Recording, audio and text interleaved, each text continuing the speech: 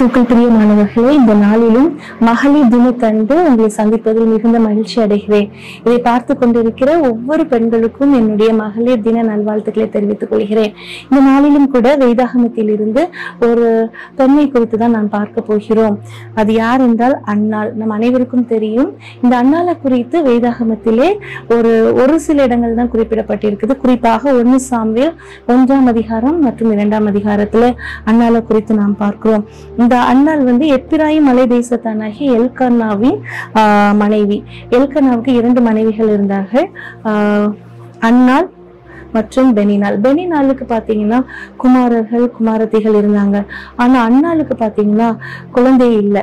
அப்போ இந்த பெண்கள் அப்படின்னாலே ஒரு குழந்தை இல்லை அப்படின்னா அவங்க எவ்வளவு ஒரு கடினமான பாதைகளாக நடத்தப்படுவாங்க அப்படின்றது நம்ம எல்லாருக்கும் தெரியும்.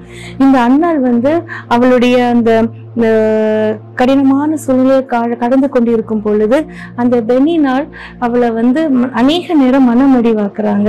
அவர்கள் வருடத்திற்கு ஒரு முறை அந்த சீலோவில் உள்ள தேவாலயத்திற்கு சென்று பலியிட்டு தேவனை ஆராதித்து வரும்போது கூட அநேக நேரம் இந்த பெனினாள் அன்னாளை மனமடிவாக்குறா.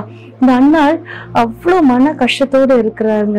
1 சாமுவேல் 1ஆம் அதிகாரம் 5ஆம் வசனம் நம்ம பார்க்கும்போது கர்த்தரோ அவள் கர்ப்பத்தை அடைத்திருந்தார் அப்படின்ட்டு நம்ம வாசிக்கிறோம். ஆண்டவர் அவளுடைய கர்ப்பத்தை அடைத்திருக்கிறாரு. ஏன் நம்முடைய வாழ்க்கையில கூட சில நேரம் சிலருடைய பார்த்து கொண்டிருக்கக்கூடிய கர்ப்பங்கள் அடைக்கப்பட்டிருக்கலாம், இல்லைன்னா நம்மளுடைய ஆசீர்வாத கதவுகள் மூடப்பட்டிருக்கலாம்.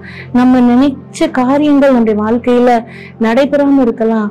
ஒருவேளை சில ஏமாற்றத்துக்குள்ளாக நம்ம நடத்தப்பட்டு கொண்டிருக்கலாம். ஆனா பிரியமானவர்கள், நீங்க ஒரு நாள் சோர்ந்து போகாதீங்க. ஆண்டவரை நம்புற பிள்ளைகளாகிய ஒவ்வொருவருக்கும் எல்லாமே நன்மைக்கு ஏதுவாக தான் நடக்கும். இந்த அன்னாளுடைய வாழ்க்கையில கூட பார்க்கிறோம், கர்த்தர் அவள் கர்ப்பத்தை அடைத்திருந்தா. ஏன்னா அதோடைய முடிவு ஒரு பெரிய தேவ மகிமையை கொண்டு வரும். அந்த ஒரு நோக்கத்துக்காக தான் ஆண்டவர் அவளுடைய கர்ப்பத்தை அடைத்திருக்கிறார். ஏன்னா அவள் அடைக்கப்பட்டபடினாலதான் அவ சீலோவில போய் அங்க தேவாலயத்துல போய் அவ முழங்கால் படிட்டு தன்னுடைய இருதயத்தை ஊட்டி ஜெபித்து ஒரு பொருத்தனை பண்றா. எனக்கு நீ ஒரு ஆண் பிள்ளை தருவீரானா நான் இந்த ஆலயத்துல அவனை நான் வளர்க்கிறதுக்கு நான் விட்டு விடுவேன் அப்படின்ட்டு ஒரு பொருத்தனை பண்றா. அந்த சிறு பிள்ளையாண்டான் ஆலயத்துல வளர்க்கப்பட்டதுனாலதான் ஆண்டவரோடு ஒரு உறவு கிடைக்குது. முடிவுல ஒரு பெரிய இஸ்ரவேல் தேசத்துல ஒரு தீர்க்கதரிசியாக, ஒரு பெரிய ஒரு லீடராக ஒரு சாமுவேல் ஆண்டவர் கொடுக்கிறாரு. சோ அன்னாளின் கர்ப்பத்தை ஆண்டவர் அடைத்ததற்கு ஒரு பெரிய நோக்கம் இருந்துச்சு. அந்த நோக்கம் முடிவுல ஒரு பெரிய மகிமையா விளங்கிச்சு. அதே போலதான் நம்முடைய வாழ்க்கையில கூட சில காரியங்கள் தடைப்பட்டிருக்கலாம், இல்ல சில காரியங்கள் நடக்கிறதுக்கு தாமதமாகலாம். ஆனா எல்லாமே ஒரு ஏற்ற காலத்துல ஆண்டவர் நமக்கு அதை திறந்து அது ஒரு பெரிய தெய்வ மகிமையில கொண்டு முடியும். இந்த அன்னாள் அந்த தெய்வ மகிமையை, அந்த முடிவுல அந்த மகிமையை பெற்றுக்கொள்வதற்கு 2 காரியங்களை செய்தார். அது ஒண்ணு பாத்தீங்கன்னா ஜெபம். 1 சாமுவேல் 1ஆம் அதிகாரம் 10ஆம் வசனத்துல பாத்தீங்கன்னா அவள் மனம் கசந்து அழுறா. தேவாலயத்துல போய் மனம் கசந்து அழுது ஆண்டவருடைய சமூகத்துல ஜெபிக்கிறா. நம்மளும் ஆண்டவருடைய சமூகத்துல மனம் கசந்து அழுது ஜெபிக்க நம்ம ஒப்பு கொடுக்கணும். அதே 1 சாமுவேல் 1ஆம் அதிகாரம் 12ஆம் வசனத்தை பாத்தீங்கன்னா அவள் வெகு நேரம் விண்ணப்பம் பண்ணி கொண்டிருக்கிறாள் அப்படின்ட்டு நம்ம பார்க்கிறோம். வெகு நேரம் அப்படிங்கிறது ரொம்ப நேரம் ஒரு லாங் பிரேயர் பண்ணணும் அப்படிங்கிறது கிடையாது. அதாவது விடாமுயற்சியோட, அதாவது 2 நாள் 3 நாள் பிரேயர் பண்றோம், அந்த காரியம் நடக்கலைன்னா நம்ம சோர்ந்து போயிடும், அப்புறம் ஜெபிக்கிறது ஒரு தளர்வு உண்டாகுது. அப்படி அல்ல, என் தேவன் எனக்காக செய்வார்ன்ற ஒரு விடாமுயற்சியோட ஆண்டவருடைய பாதத்துல நம்ம காத்திருக்கணும்.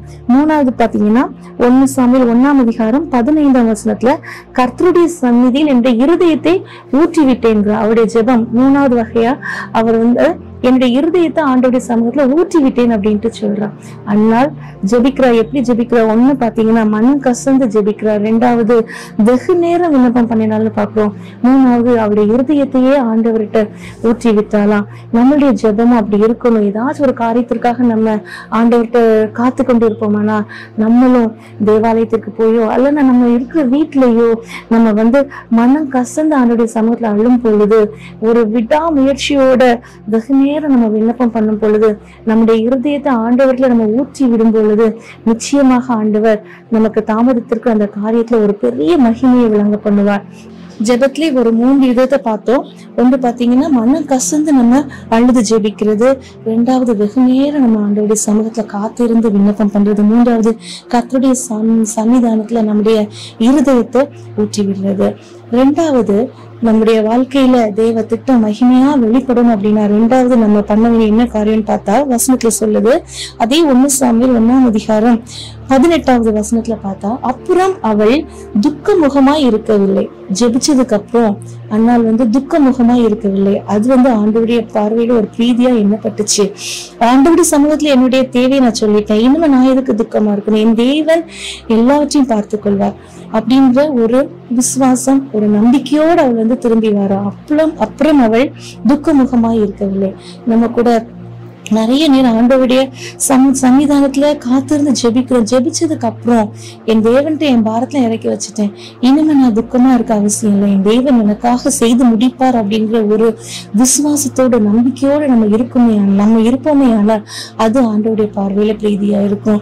ஆபிரகாம் விசுவாசித்தான். அது தேவன் அதை நினைத்தறியணும். ஆண்டவர் விசுவாசின் தகப்பனாகிய ஆபிரகாம் அவருடைய விசுவாசத்தினாலதான் அவர் வாக்குத்தத்தம் பண்ணினதை பெற்றுக்கொண்டான்.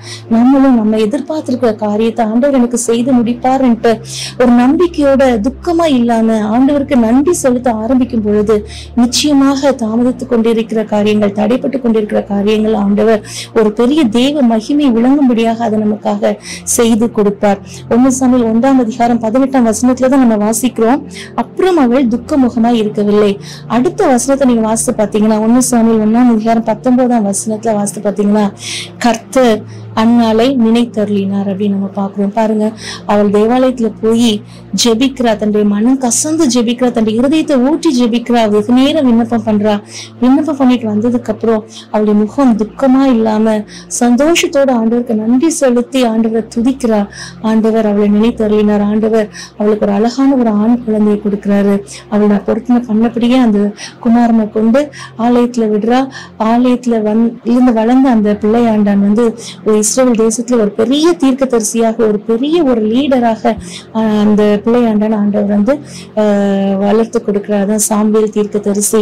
அண்ணாளுடைய காரியத்துல ஆண்டவர் தான் அவளுடைய கர்ப்பத்தை அடைத்திருந்தார். ஆனா அண்ணாள் ஆண்டவருடைய சமூகத்தை தன்னுடைய இருதயத்தை ஊற்றி ஜெபிச்சதுனால, அவர் மீது ஏசப்பா மீது ஒரு நம்பிக்கை வைத்ததுனால, ஆண்டவர் எந்த நோக்கத்துக்காக அவளுடைய கர்ப்பத்தை அடைத்தாரோ அது ஒரு முடிவுல ஒரு மகிமையான ஒரு முடிவாக அது ஆண்டவர் அண்ணாளுக்கு அதை மாற்றி கொடுத்தாரு. இதை பார்த்து கொண்டிருக்கிற நீங்க கூட ஒருவேளை ஒரு சில காரியங்களுக்காக புலம்பிக் கொண்டிருக்கலாம். ஏன் எனக்கு இந்த கஷ்டம், எனக்கு எதுக்கு, ஏன் எனக்கு இந்த ஆசீர்வாதம் தடைப்பட்டு கொண்டே இருக்குதுன்னு கேட்கலாம். ஆண்டவருடைய பாதத்துல காத்திருந்து ஜெபிங்க. ஆண்டவர் எனக்கு செய்வார்னு ஒரு நம்பிக்கையோட நீங்க ஆண்டவருக்கு நன்றி செலுத்துங்க. நிச்சயமா ஆண்டவர் நீங்க காத்து கொண்டிருக்கிற காரியத்துல ஒரு வெற்றி உங்களுக்கு கொடுப்பாரு. புதிய ஏற்பாட்டுல கூட பார்க்கிறோம், ஒரு பிறவி குருடன். இவன் குருடனா பிறந்தது இவர் செய்த பாவமா, இவர்கள் பெற்றோர் செய்த பாவமா அப்படின்ட்டு கேட்கும் பொழுது ஆண்டவர் சொல்லுகிறாரு, இது இவன் செய்த பாவமும் அல்ல, இவன் பெற்றோர் செய்த பாவம் அல்ல, தெய்வ மகிமை இவனில் வெளிப்படும்படியாக இப்படி பிறந்தான் அப்படின்ட்டு நம்ம பார்க்கிறோம். ஒருவேளை நம்ம கஷ்டமான சூழ்நிலை நடக்கும் போது யாரும் துவண்டு போயிடாதீங்க, ஏன் ஆண்டவர் எனக்கு இந்த கஷ்டத்தை கொடுத்தாரு அப்படின்ட்டு. நம்ம ஆண்டவருக்கு கரத்துக்குள்ள நம்ம அடங்கி இருக்கும் பொழுது எல்லாமே தெய்வ மகிமை வெளிப்படும்படியாக ஆண்டவர் நம்முடைய வாழ்க்கையில அனுமதிக்கிற காரியம்தான். ஆனா நம்ம அந்த ஜெபத்துல உறுதியா தரித்திருந்து ஆண்டவர் எனக்கு வெற்றியை தருவார் என்று நம்ம ஒரு நம்பிக்கையோடு இருக்கும் பொழுது நிச்சயமாக நமக்கு தாமதித்துக் கொண்டிருக்கிற காரியத்துல ஒரு பெரிய வெற்றி இருக்கும். அது மூலமாக ஒரு பெரிய தெய்வ மகிமை வெளிப்படும். அந்த நம்பிக்கையோடு நம்ம ஆண்டவர்கிட்ட ஜெபிப்போமா? என்னை நேசிக்கிற நல்ல தகப்பனே, இந்த நாள்ல கூட அப்பா அண்ணாளை குறித்து தியானிக்க நீங்க எங்களுக்கு கொடுத்த கிருபைக்காக நன்றி தகப்பனே. ஒருவேளை ஆண்டவரே நேரத்துல இதை பார்த்து கொண்டிருக்கிற உங்களுடைய பிள்ளைகள் அப்பா அண்ணாளை போல ஆண்டவரே ஒரு மன கிளேசமுள்ள ஒரு ஸ்திரீயாகவோ, ஆண்டவரே துக்கத்தோடு ஆண்டவரே ஜீவித்து கொண்டிருக்கிற ஸ்திரீயாகவோ நேரத்துல இந்த ஜெபத்துல இணைந்திருக்கிற யாராச்சும் இருப்பாங்கன்னா ஆண்டவரே நீங்க அண்ணால நீங்க கடாட்சி தருந்த மாதிரி ஆண்டவரே இதை பார்த்து கொண்டிருக்கிற மக்களுடைய வாழ்க்கையிலும் அப்பா ஆண்டவரே தடைப்பட்டிருக்கிற ஆசீர்வாதத்தை நீங்க கட்டளையிட்டு கொடுக்க வேண்டுமாறு ஜெபிக்கிறோம் தகப்பனே. ஒருவேளை நாங்க ஜெபத்துல குறைவுள்ளவர்களாக இருந்தா, உங்களுடைய பாதத்துல காத்திருக்கிறதுல குறைவுள்ளவர்களாக இருந்தா ஆண்டவரே இந்நேரத்துல எங்களை நீங்க பலப்படுத்துங்க தகப்பனே. விசுவாசத்துல நாங்கள் குறைவுள்ளவர்களாக இருந்தா ஆண்டவரே உண்மை உறுதியா பற்றி கொண்டு ஆண்டவரே நீங்க எங்களுக்கு வைத்திருக்கிற ஆண்டவரே ஆசீர்வாதத்தை நாங்கள் சுதந்திரித்துக் கொள்ள எங்களுக்கு உதவி செய்யுங்க தகப்பனே. இதுல இணைந்திருக்கிற ஒவ்வொருவரையும் உடைய கரத்துல கொடுக்குறோம்ப்பா. ஒவ்வொருவரையும் நீங்க பேர் பேராக ஆசீர்வதிக்க வேண்டுமா ஜெபிக்கிறோம்ப்பா. காத்துக்கொள்ளும் வழிநடத்துங்க. பெரிய கிறிஸ்துவின் ஜெபிக்கிறோம் நல்ல பிதாவே. ஆமென். Thank you. God bless you all.